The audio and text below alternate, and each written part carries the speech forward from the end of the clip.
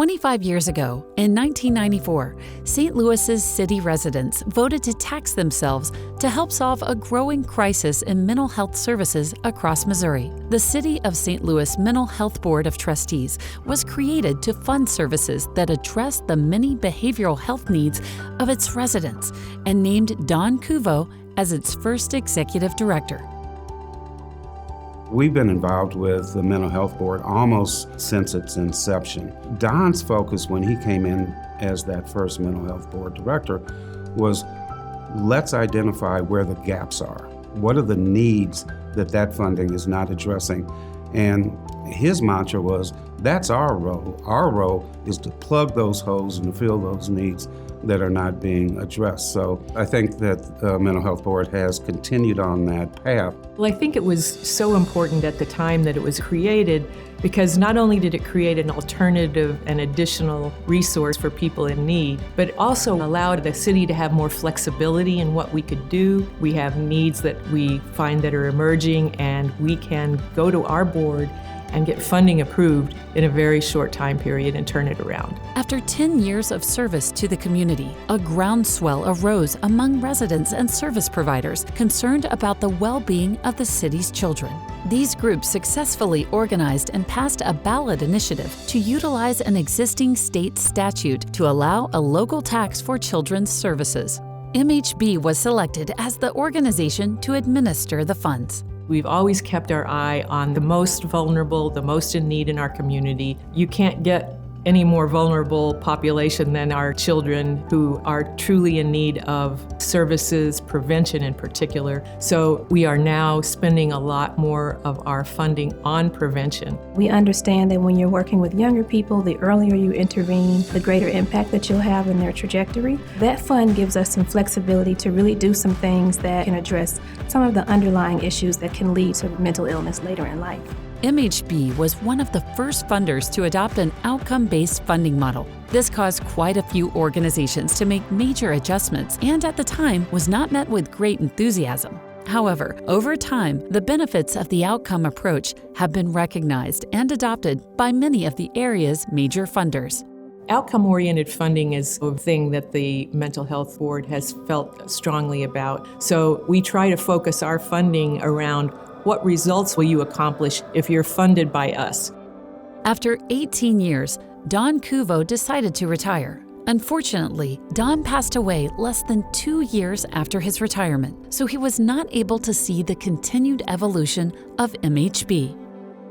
In 2012, Jama Dodson was appointed by the board to serve as executive director. Shortly thereafter, a strategic plan was put in place, identifying 3 key priorities: stewardship, knowledge development and transmission, and community problem solving.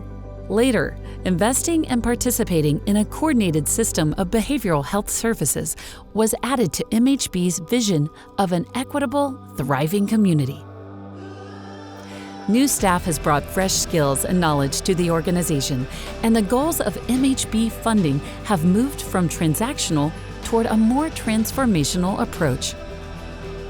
Our goals from the beginning were very similar to what they are now. The programs that we fund are for the most vulnerable in our community, and we've always had our eye on that. We always concerned that the funding that we have available, while it's not the largest fund available in the whole region, we are able to make a difference in people's lives. Everything that we do here anyway, especially the grant-related stuff, like jail diversion and working with the criminal justice system, would be impossible without someone like the Mental Health Board. Being able to recognize that there are these, dilemmas that happen out here in the streets where people are just catching cases for, petty reasons such as panhandling or trespassing, and being able to fund a grant that's specifically aimed at helping people that need special assistance and being able to create a position that's a liaison to a mental health court. I mean, it's extremely important and would otherwise probably go unnoticed if it weren't for them. I left the streets in 1986, and so I was 22 when I went to prison. I didn't get out till I'm 56 now, so this has been a challenge. I came over here and I got in touch with Eli when he was telling me about the program, and I said, man, I heard about it when I was in prison, so I'm gonna give it a shot. So from that on, they've been there From day one, he been there, and the rest of the staff been there for me, and I never gave up, and I got me an apartment. I'm gonna get my apartment next Tuesday. Folks at MHB, they're right side by side with you, and they believe in what you're doing, and they believe in the people that you're serving, and that is critical in successfully running a program and successful grant making, is that partnership and the authentic partnership, and the fact that it's real. And I greatly, deeply appreciate that. The greatest shift over the years has really been starting to think about the Mental Health Board as not just a funder of programs, but also a systems builder. Our staff has increased to really look at how we can play multiple roles in addition to the traditional grant-making role that we've already played. One of our federal grants is the System of Care, and we use SAMHSA funding to support a network of organizations who are focused on children with serious emotional disturbance. And the thing that's unique about this is that it brings together partners from all sectors, and we're able to look at what we can do for that young person as well as their caregiver, and it really helps us to work across the lifespan in a way that we can't always do with the local dollars that we have. As we look to the future, MHB hopes the next 25 years will be even more productive than these first 25, as we strive to be a resource to our community, a partner with city residents, as well as honest and transparent in helping to make St. Louis a city that is committed to the well-being of all its residents and a place where we all can thrive.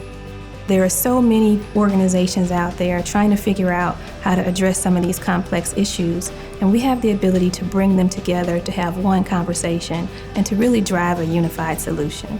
It makes me feel hopeful. It makes me feel hopeful. St. Louis MHB is still and will always be committed to the people that are the most vulnerable in our community. And as we continue to improve and grow and bring new partners into that process, we are going to be making a St. Louis that is much more livable, where people want to be, a place where all of the people are being treated with equity and people are thriving. That's what recovery is about. That's what achieving results is about, is helping people to thrive. We don't want them just to live here. We want them to thrive here. And that's what we care about, and that's what we work on every single day.